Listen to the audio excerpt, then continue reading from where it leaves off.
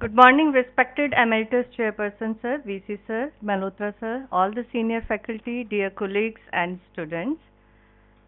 First of all, I wish you all a very happy Doctor's Day, and we are privileged to have our presentation on this day.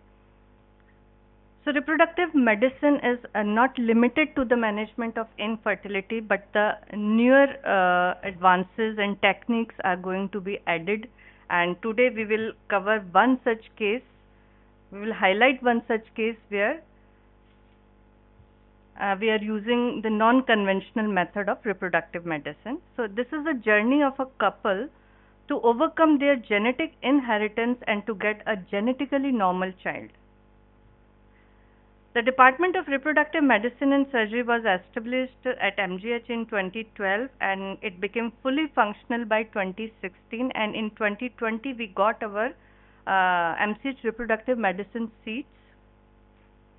We are blessed to have our Emeritus Chairperson Sir as our guide and mentor, and our Chairperson Sir as our senior faculty. The other faculty includes Dr. Sangeeta Sharma, Dr. Meenal Soni, Dr. Aarti N. Mehta and Dr. Ankita Chaudhary. So we are providing all the conventional facilities related to ART, including IVF, ICSI, embryo and gamete freezing, that is cryopreservation, blastocyst cultures, laser-assisted procedures, and the surgical sperm retrieval in cases of male infertility. The newer advances in the reproductive field are the oncofertility, that is fertility preservation in the cancer patients before the start of definitive therapy, that we presented in our last CCR also, and we have done semen freezing in 33 males and oocyte and embryo freezing in 9 females till date. And the pre-implantation genetic testing is another advanced technique that we will cover in today's seminar.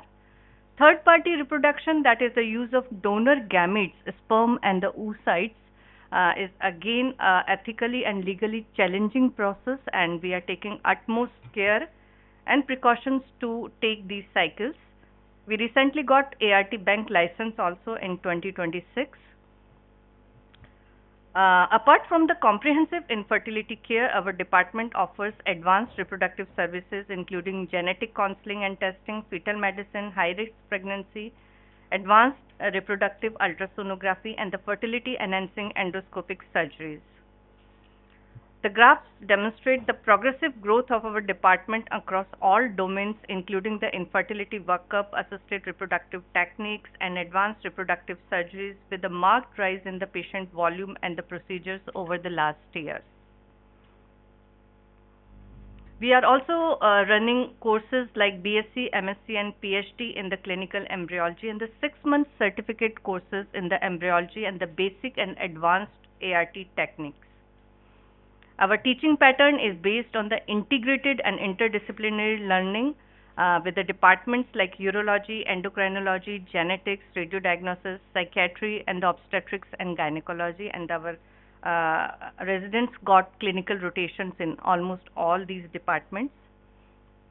These are the academic achievements of our residents. They got various prizes in various state and national level conferences. We also got Best IVF Team in Rajasthan Award in 2024 on the Doctor's Day celebration. Our faculty actively participate in various conferences as organizer and as faculty and got many appreciation and excellence awards.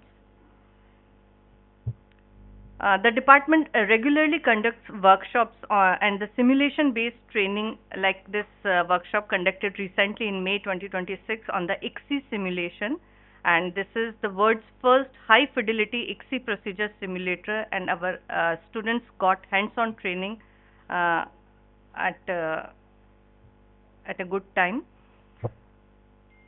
This is another workshop which is an initiative to guide the next generation of gynecologists in the field of reproductive medicine. The faculty members of our department have made significant academic contributions through the publications in the national and international journals, with the several ongoing research projects further strengthening our research activities. Similarly, our residents are actively involved in the various research projects. our alumni get reputed jobs and acknowledgement in their respective cities. In collaboration with the Department of Obstetrics and Gynecology, we are exploring the potential role of autologous stem cell therapy in the management of Asherman syndrome, thin endometrium, and the premature ovarian insufficiency. So with this brief introduction, I would like to invite Dr. Ishita Magar to proceed with the case. Thank you.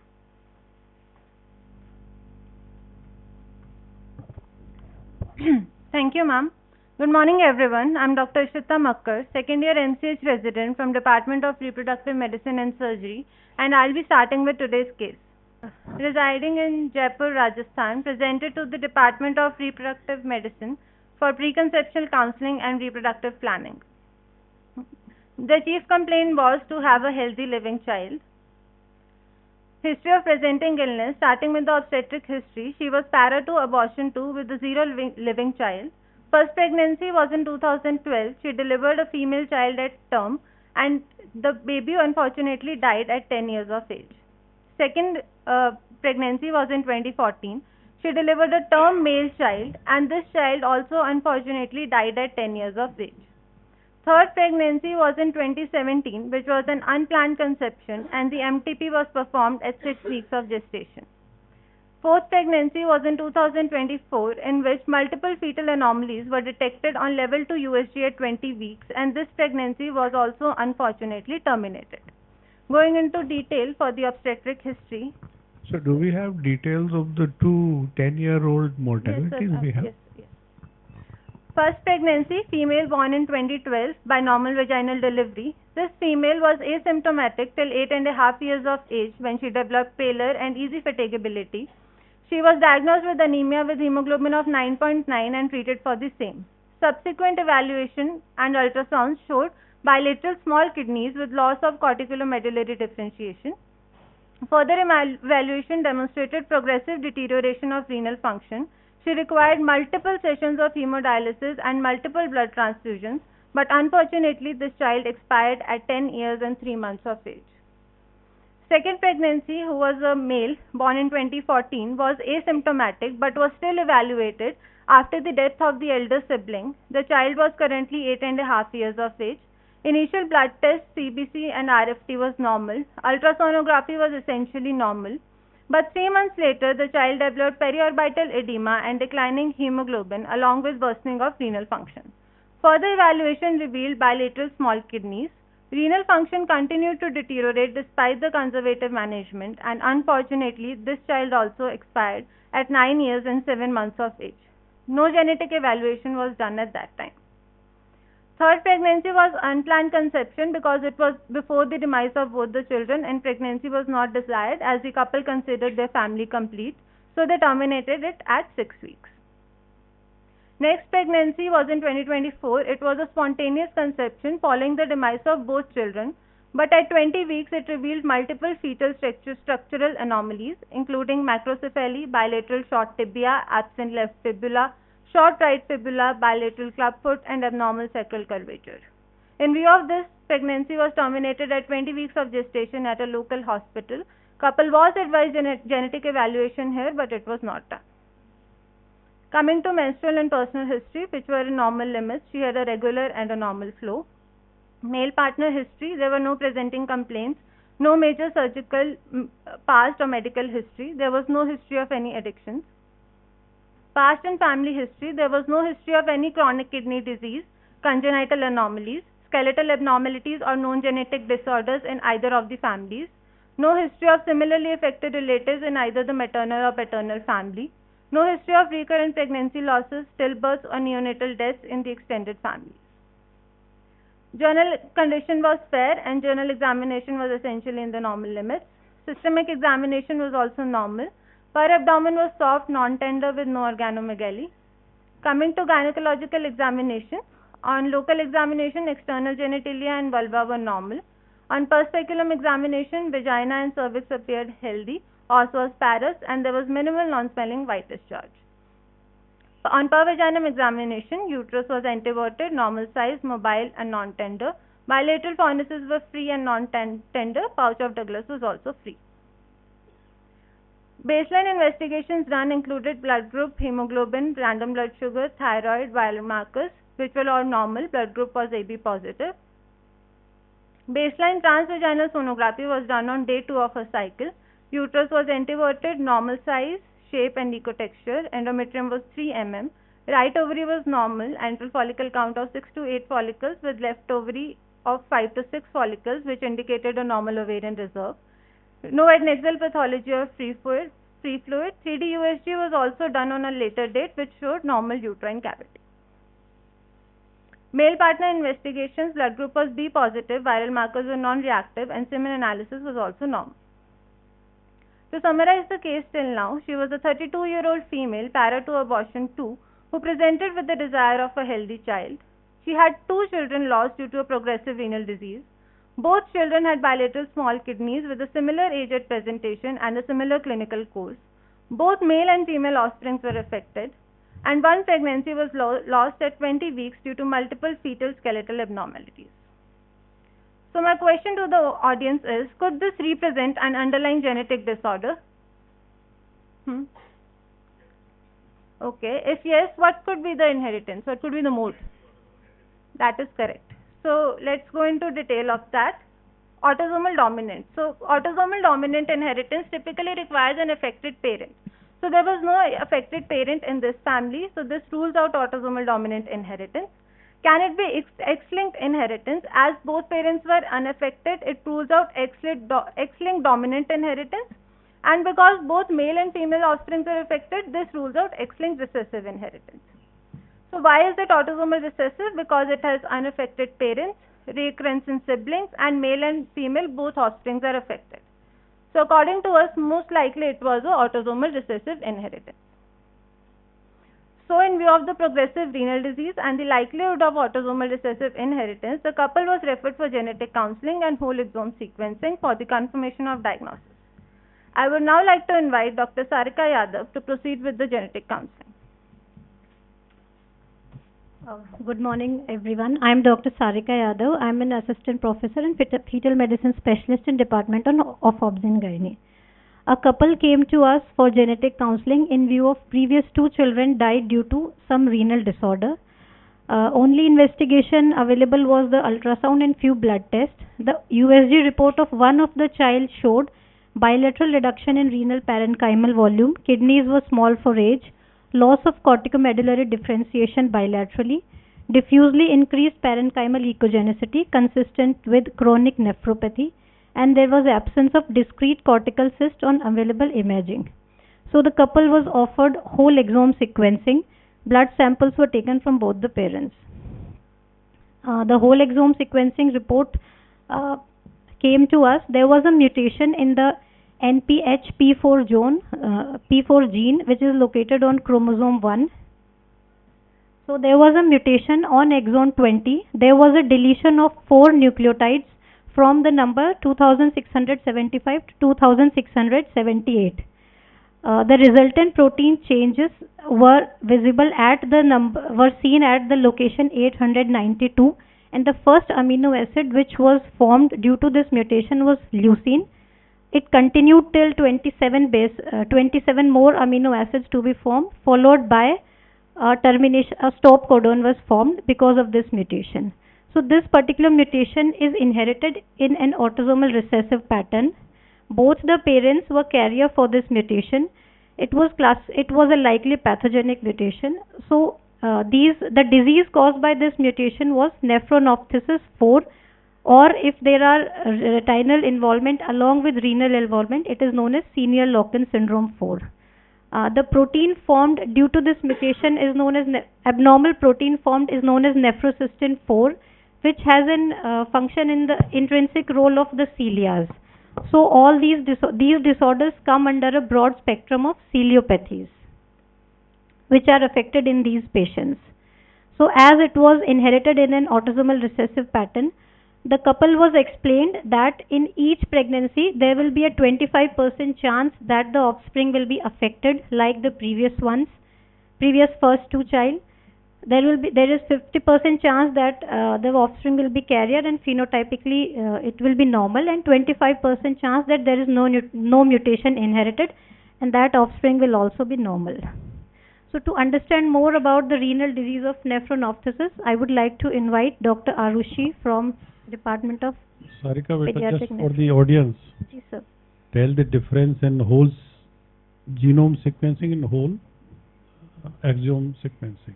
Sir, whole exomes, there are three tests. First is clinical exome, then there is whole exome, and there is whole genome. So whole clinical exome is basically those study of those exons only which have been linked to some pathogenic mutations. So it generally does not involve introns.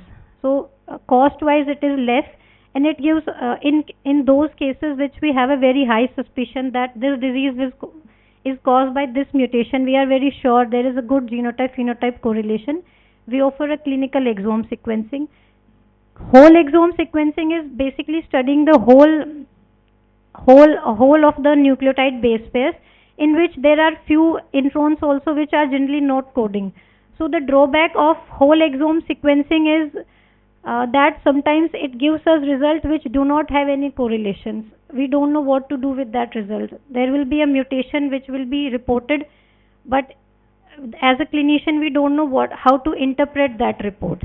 And whole genome is, as of now, it's only done in research basis. The cost is also around 2 lakh rupees. So exactly what it covers, sir, I'm not really sure what beyond what it covers. All of us should know the difference in whole genome sequencing and whole exome sequencing. Whole exome sequencing involve only part of gene, 2 to 5% or less than 5%, which is responsible for building the proteins or building the expression. And remaining part of the gene is for the behavior of the gene. Yes, alright? sir. In a whole gene sequencing, you do 100%. Alright?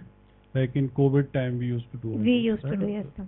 But in here, you are doing only 2 to 3% of, maximum 5% of the test of the gene. Whatever is known, the introns and exons are covered in whole So exome. both are drastically different procedures. Whole exome sequencing, which our onco friends, they use for the target therapy, and whole genome, where you have studied the research or when some bacterial or viral mutations are there, and the mutation is unknown. Take important difference, but drastic difference. Whole exome sequencing and whole genome sequencing. We should know. Thank you, sir. Excellent.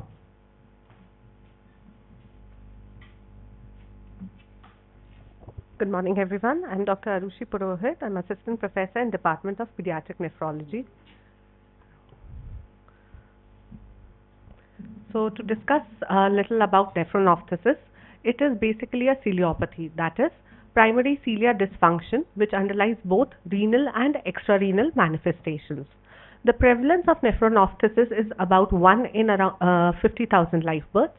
Associated phenotypes would be isolated nephronophthisis, Senior-Loken syndrome, Joubert syndrome, Meckel-Guber syndrome, etc. There are 3 clinical forms: infantile, juvenile, and adolescent, depending on the age of presentation. NPHP4 mutation is covered under juvenile form, and these patients progress to ESKD by the first or second decade of life. So to understand most of the nephronophthisis gene proteins, products play a key role in structure and function of the cilium, in which they belong to different ciliary modules, which are covered under the cilium proper, the basal body, the inversion compartment, and the transition zone. NPHP4 is covered in the transition zone. So all these parts have different mutations and different genotypic phenotypic presentations. To understand the multi-system involvement, the most common are the eye, the CNS, and the cardia. Eye presents with retinitis pigmentosa, colobomas, and congenital emeresis. There can be liver involvement with liver fibrosis, cardiac involvement in the form of VSDs and hypertension. Now we would want to know that what is actually the load of nephronophthisis in the general population. So to understand that, a large cohort study was done in France, which spanned over 3 decades, from 1990 to 2020. which involved the clinical diagnosis of NPH under the pointers of presence of CKD and signs of kidney concentration defects in children and adults. Further criteria involved renal ultrasound showing parenchymal damage and kidney biopsies demonstrating chronic tubulointerstitial nephropathy. Patients who had family history compatible to autosomal recessive inheritance were also covered under this. What were the results?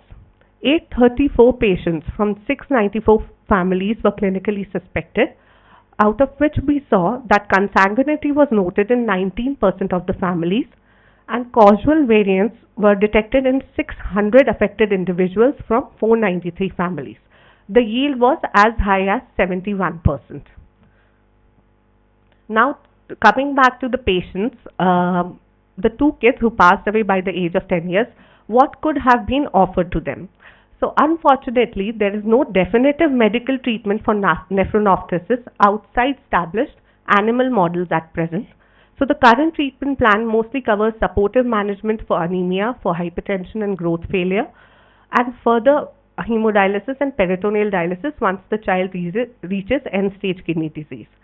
Other thing is renal transplantation. So we have seen that the graft survival over the next 5 to 10 years is really good in nephronophthisis compared to other renal etiologies. Now I would invite Dr. Ishita to continue her discussion. Thank you. Thank you, ma'am. After getting the diagnosis and knowing about the disease, I'll continue with the reproductive options for the patient. To summarize, till now, we had 32-year-old female who had 2 children died due to progressive chronic disease and 1 pregnancy terminated due to multiple fetal anomalies for which no genetic evaluation is done till now, and mostly it is considered to be a sporadic and an independent cause. Whole exome sequencing showed heterozygous pathogenic NPHP4 mutation, which was autosomal recessive nephronophthosis type 4 and carried 25% reoccurrence risk in every pregnancy. So reproductive options offered to her were, number 1 was natural conception followed by prenatal diagnosis, which is done by chorionic villus sampling or amniocentesis. Option 2 was IVF with PGT-M, that is pre-implantation genetic testing of embryos for monogenic disorders and then transfer of unaffected embryos. Option 3 was donor gametes. She could choose either donor oocyte, donor sperm or both donor oocyte and donor sperm. And last option that we gave her was of adoption. She was counseled in detail regarding each of the options. So first was natural conception with prenatal diagnosis. It carried advantages that it avoided IVF and ICSI. It had a lower treatment cost and she could conceive naturally. The limitations here were, there were 25% chance of reoccurrence. There was risk of termination of affected pregnancy, which carried a significant emotional and psychological burden to the couple. Second was IVF with PGT-M. It preserved the genetic linkage to both the parents, enabled selection of genetically unaffected embryos before transfer, but it required IVF, which has a success rate of 40 to 50% and also multiple cycles may be needed. There is an additional cost of rupees 25,000 to 30,000 per embryo tested for PGT-M above the routine IVF charges, which also increases the financial burden of the patient. Also, after PGT-M, we have to do prenatal confirmation by CVS and amniocentesis because the diagnostic accuracy of PGT-M is 96 to 99%. The third option was single donor gamete, donor oocyte or donor sperm. It would eliminate transmission from one parental NPHP4 mutation. Genetic relationship will be retained with one parent, but child may still be a carrier of the mutation. Also, when we use donor sperm, we can offer the patient IUI, that is intrauterine insemination, which has a lower cost. And when we use donor oocyte, the patient will require IVF, which makes the cost higher. And if she goes with both donor oocyte and donor sperm, it will eliminate the risk of both parental mutations, but there will be no genetic relationship to either of the parents, and it will also require IVF. The last option was adoption with no biological relationship with either of the parents. The couple was counseled regarding the legal requirements, waiting period and psychosocial implications of adoption. So after the thorough counseling, couple expressed a strong desire to preserve the genetic linkage to both the parents, did not wish to face another affected pregnancy, pregnancy termination or child loss. So the couple opted for IVF with PGT-M. Shweta Yes, बेटा sir. ये तीनों चीज बताओ PGT-A, M and SR for the audience. We discuss every day. Yes, sir. PGT-A is the pre-implantation genetic testing that we do for aneuploidies. That is a missing chromosome, most commonly trisomy 21, that is the aneuploidy we see, to know the number of chromosomes. So that is PGT-A. PGT-M, that is for monogenic disorders that we'll be discussing here. That is when one gene, when a single gene, and we know what gene is involved, we do that. It is not able to diagnose any de novo single gene mutations.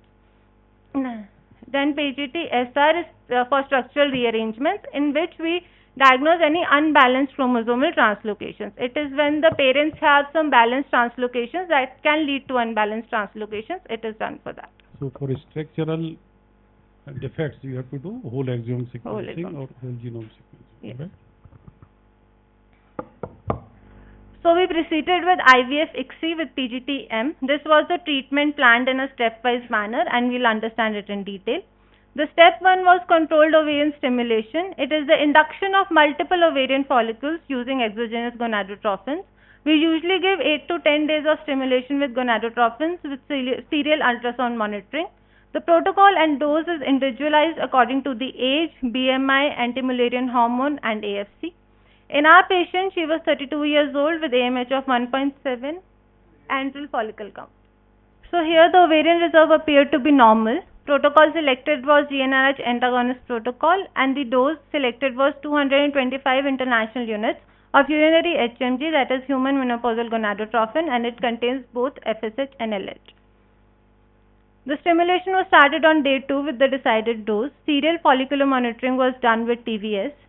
Cetrorelix, that is the GnRH antagonist, was started to prevent the premature LH surge, and it was started when the lead follicle had reached more than 14 mm. The trigger with HCG was given when more than 3 follicles reached 18 mm. AFC थे ना वहाँ पे, वो अब develop हो गए हैं, dominant. They are going towards dominant है. ये वाले हाँ, हाँ बहुत होता. सुपर ओवुलेशन हो जाता है. Oocyte pickup was done after 35 to 36 hours of HCG trigger. So we performed oocyte pickup under TIVA, that is total intravenous anesthesia. During oocyte pickup, transvaginal ultrasound guided follicular aspiration is performed using a single lumen 17 gauge aspiration needle. So here in this video we can see the surgeon is sitting here and the needle is going into the follicle, and the follicular fluid is being aspirated in this test tube.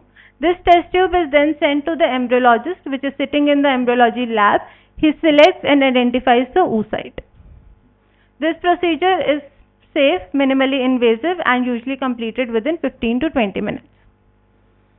So in IVF, we have 2 methods of fertilization. One is conventional IVF, in which the oocyte and the sperms are kept in a culture dish, and the sperm is allowed to fertilize the oocyte naturally. Whereas the second option is ICSI, which is intracytoplasmic sperm injection, in which one sperm is selected and is injected into the oocyte. So the ICSI is reserved for various indications such as severe male factor infertility, advanced maternal age, previous total fertilization failure, and as in our case, planned PGT-M. So we chose ICSI and we fertilized all the 8 mature oocytes with ICSI. Why did we choose ICSI was because ICSI minimizes the risk of sperm DNA contamination during genetic testing, as here we can see only one sperm is being injected into the oocyte. So there is no risk of the other sperm DNA contamination. Step 4 is blastocyst culture. Following ICSI, fertilized embryos were cultured in sequential media under controlled laboratory conditions. Embryos were cultured up to day 5 to allow development of the blastocyst stage. So we had initially 10 oocytes retrieved. Among the 10 oocytes, 8 were mature oocytes, 8 were fertilized. The 3 embryos were went to day 3 cleavage stage, and ultimately we got 3 blastocysts that were day 5 blastocysts. Now we come to step 5, which is pre-implantation. Just for the audience, very humbly I am submitting, ICSI was first started at Jaipur Fertility Center. And Ratanji, R.R. Soni, my brother, he started doing in 1992.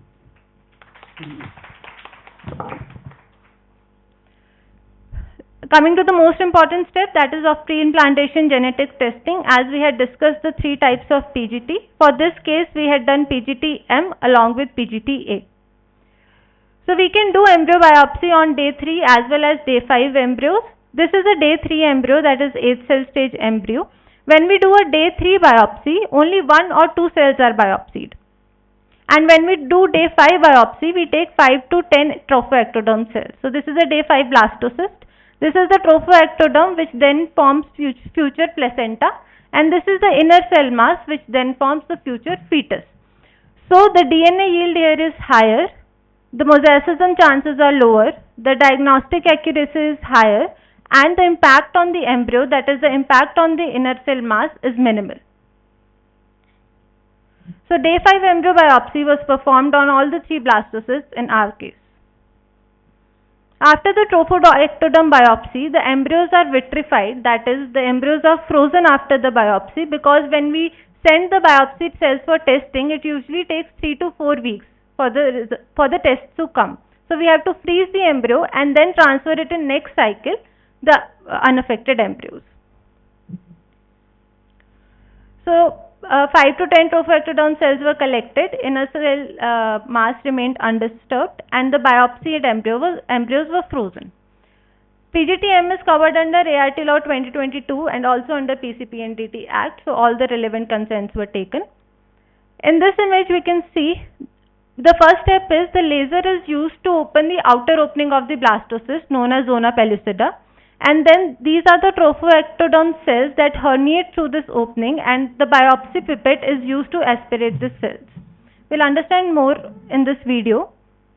Here we can see, this is the video of PGT-M being performed on this patient's embryos. Here the laser is used to open the zona pellucida, that is the outer covering of the blastocyst. And in the next video we'll be able to see the trophoectoderm cells here being herniated, and the pipette biopsy pipette will be used to aspirate these cells. These are the cells, these are the trophoectoderm cells being aspirated, and again laser will be used to cut the trophoectoderm cells from the embryo. Step 6 was embryo selection. We had sent all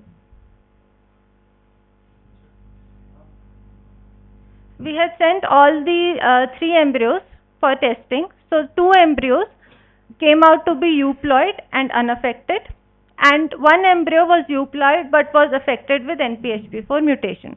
So we had 2 good embryos in hand that we could transfer. Next step was embryo transfer. We counseled the patient regarding 2 options. Either we could transfer 1 embryo or 2 embryos. As both embryos were grade 4 AB, which is 1 grade lower than the top quality blastocyst that we have. So double embryo transfer was expected to provide a higher chance of implantation and pregnancy, but also there was an increased risk of twin pregnancy here. Following the informed counseling, the couple opted for double embryo transfer. Coming to endometrial preparation, we use hormone replacement therapy for endometrial preparation, which uses sequential estrogen and progesterone. Step-up dose of estradiol varilate was given. Day 12 endometrium was 9.5 mm trilaminar pattern, and progesterone was initiated. Blastocyst transfer was performed after 5 days of progesterone. During frozen embryo transfer, 2 euploid unaffected grade 4 AB blastocysts were transferred. It is done under transabdominal ultrasound guidance. Here we can appreciate the ET catheter, that is the embryo transfer catheter, and the embryos are transferred 1 or 1.5 cm below the fundus. Following the embryo transfer, luteal phase support is given because it is essential, as HRT-FET has no functional corpus luteum. It was given with estradiol varilate and micronized progesterone. After 14 days of embryo transfer, pregnancy was confirmed. Beta HCG was 2200 milli-international units per ml, and a TBS was planned at 6 to 7 weeks for the confirmation of the pregnancy. TBS done at 6 weeks 4 days showed 2 gestational sacs confirming a twin intrauterine pregnancy with dichorionic diamniotic twin. Both fetus had good cardiac activity. Luteal phase support was continued till 12 weeks. The couple was also counseled about the increased risk of preterm delivery due to DCDA twin gestation and multiparity. In view of DCDA twin gestation, a prophylactic cervical encerclage was planned at 14 weeks and a confirmatory amniocentesis at 16 weeks as we had counselled earlier. Anti-scan done at 12 weeks was normal. McDonald cervical encerclage was done at 14 weeks using Mercilin tape in a purse string suture manner placed as high as possible close to the cervicovaginal junction. Post-cerclage, progesterone support was given with weekly injectables. She was advised bed rest and foot end elevation. She was counselled about all the warning symptoms of preterm labor and cervical length monitoring was advised. At 16 weeks, amniocentesis was performed. For prenatal confirmation of the PGTM results, it was performed by our fetal medicine team. Separate transabdominal needle insertion was done for each amniotic sac of both the twins, and 22-gauge spinal needle was used for the amniotic fluid aspiration. In this image, we can see this needle here going into the amniotic sac. Here the needle is appreciated. So through transabdominal guidance, the amniotic fluid is aspirated and sent for testing. Both twins were found to be unaffected, which was consistent with our PGTM results. A regular ANC follow-up was done. Level 2 anomaly scan was normal. Growth scan and Doppler done at 25 weeks were also within normal limits. Cervical length was 3 cm and internal os was closed. At 28 weeks, the patient presented to us with intermittent pain abdomen for 2 days. Uterus was contracting, 2 contractions per 10 minutes, each lasting for approximately 10 to 15 seconds, and per speculum showed external os patulus with cervical stitch in situ. There was no leaking or bleeding per vaginum. Cardiotocography was reassuring for both the twins. Ultrasound done showed twin A in cephalic presentation, twin B in breech. Both fetuses were appropriate for gestational age with normal Dopplers, but cervical length had become short of 2.5 cm, which diagnosed her as threatened preterm labor. In view of this, she was started on atosiban, which is an oxytocin antagonist. It was commenced for tocolysis to suppress the uterine contractions, and along with it, antibiotic coverage was given. Dexamethasone was given for steroid prophylaxis for fetal lung maturation. Despite 3 hours of atosiban, contractions still persisted but had decreased in intensity. It was 1 contraction in 10 minutes lasting for 10 seconds. We thought that the delivery was imminent, so we started her on magnesium sulfate for fetal neuroprotection, which reduces the cerebral palsy risk by 30% in premature neonates, and the neonatology team was informed about the same. Continuous maternal and fetal monitoring was done. After 7 hours of atosiban infusion, she developed leaking per vaginum. Per speculum examination confirmed clear leak. Atosiban was discontinued and circular stitch was removed. In view of premature preterm rupture of membranes and progressing labor, the decision was made to proceed with the delivery.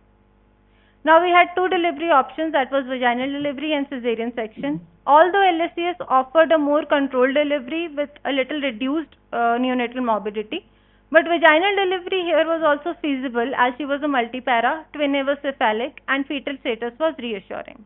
So after counseling, the patient opted for vaginal delivery. Neonatal counseling was done with the neonatology team regarding the expected complications of extreme prematurity, including respiratory distress syndrome, sepsis, and prolonged NICU stay. The possible need for respiratory support and surfactant therapy was also explained. So the labor progressed and she delivered after 8 hours of cervical stitch removal. Twin A was delivered vaginally in cephalic presentation, followed by twin B by assisted breech delivery. Both neonates were immediately handled to the neonatology team. The placenta and membranes were delivered in toto, and the postpartum recovery of the mother was uneventful. I would now like to invite Dr. Kanika Khanna from the Department of Neonatology to discuss the NICU course of the twins.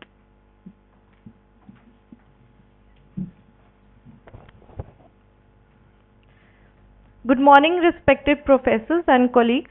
I'll be discussing the management of dichorionic preterm twins who were born at 28 weeks of gestation.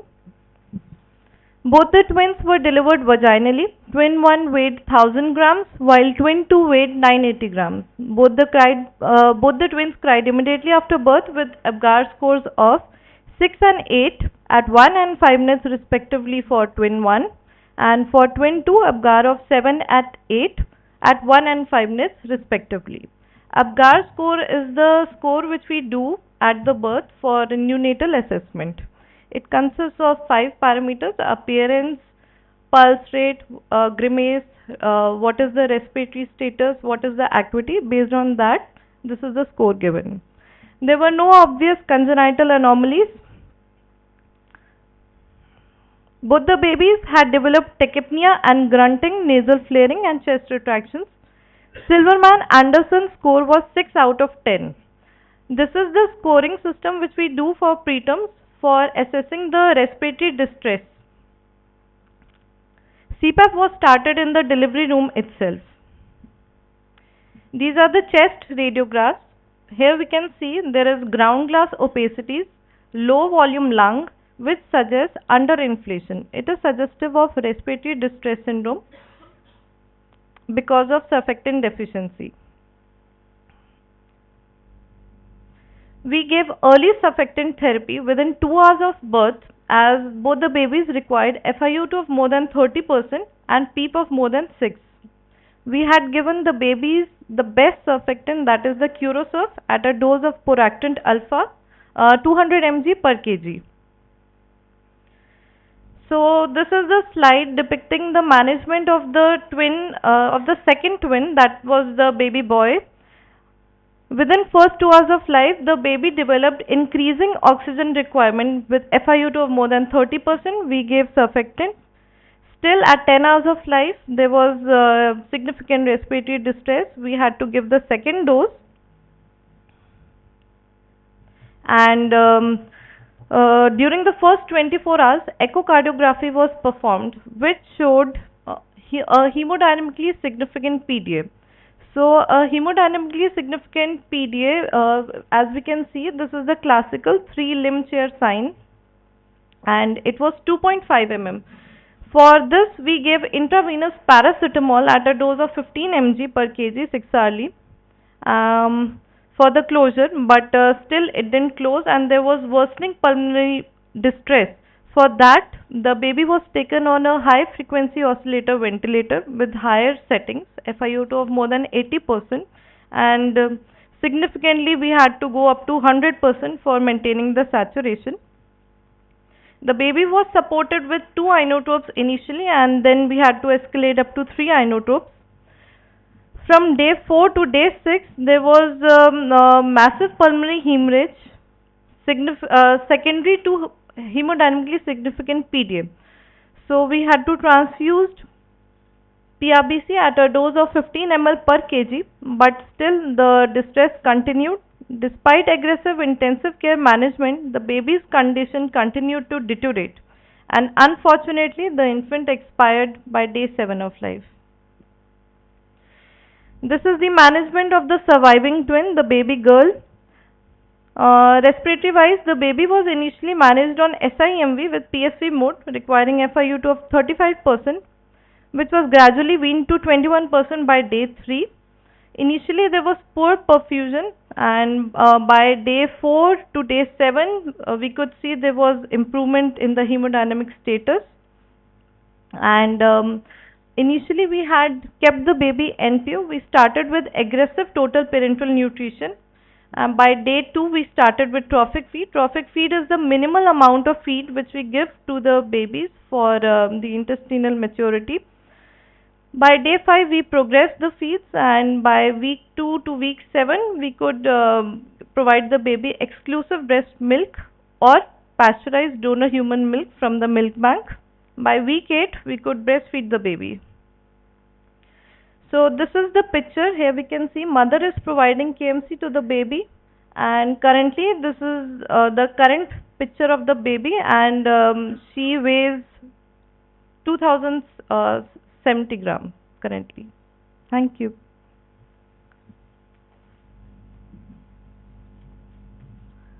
Now I would request Dr. Shubhi please continue with the discussion. For 28 weeks, what is the usual survival percentage, like 50-50 or? Sir, survival rates are good, sir. Up to 85 to 90% there are chances of survival. Thank you, Dr. Kanika. Good morning, everyone. Moving on to the discussion and review of literature. So, why have we chosen this case? This case was a case of recurrent adverse reproductive outcomes secondary to monogenic disorders.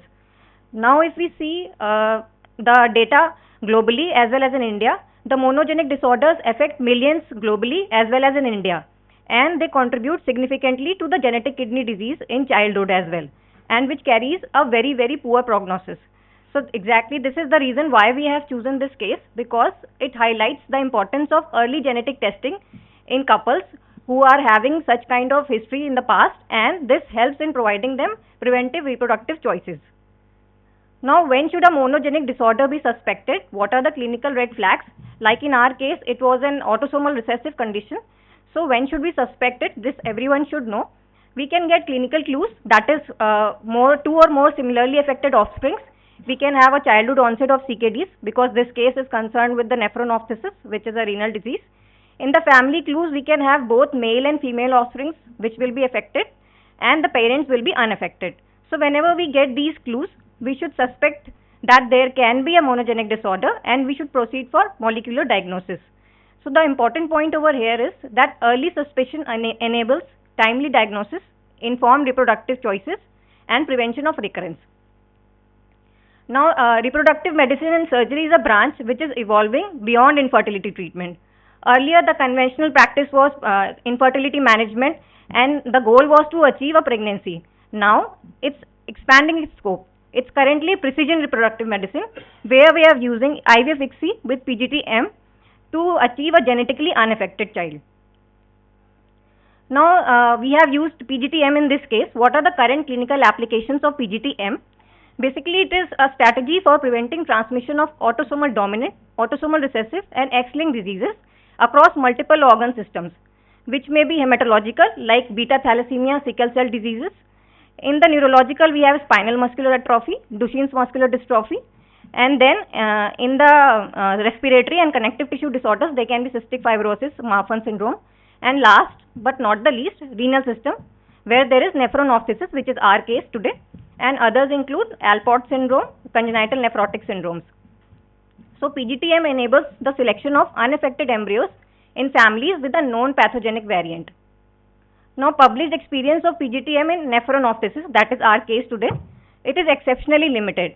We have only one study which is which has been published in 2025, and this study was the first successful use of PGT-M for nephronophthisis case, that is our case also, and the key findings of this study were similar to our case. They also used IVF-ICSI with PGT-M to have a healthy live birth. But having said that, there is evidence gap. The published evidence is limited to the case, and kidney disease specific PGT-M data remains limited. So, this case of ours is adding to the growing but still limited evidence supporting PGT-M in hereditary nephronophthisis. All the current international guidelines, these are the current international guidelines, and they all support molecular diagnosis, multidisciplinary counseling, and the use of PGT-M for serious monogenic disorders. There are certain emerging techniques also beyond PGT-M. We have two techniques. One is the non-invasive PGT, which is testing the embryos without removing any cells, that is from the cell-free fetal DNA.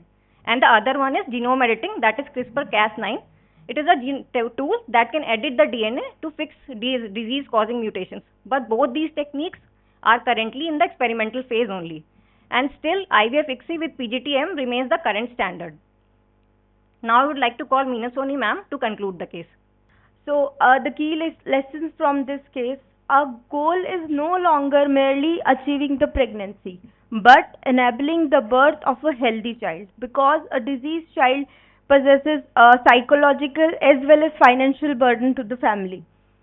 So, the key lessons we learned today is recognize the monogenic disorder, collaborate with the respective department, and to prevent it using the precision reproductive medicine, that is pre-implantation genetic diagnosis.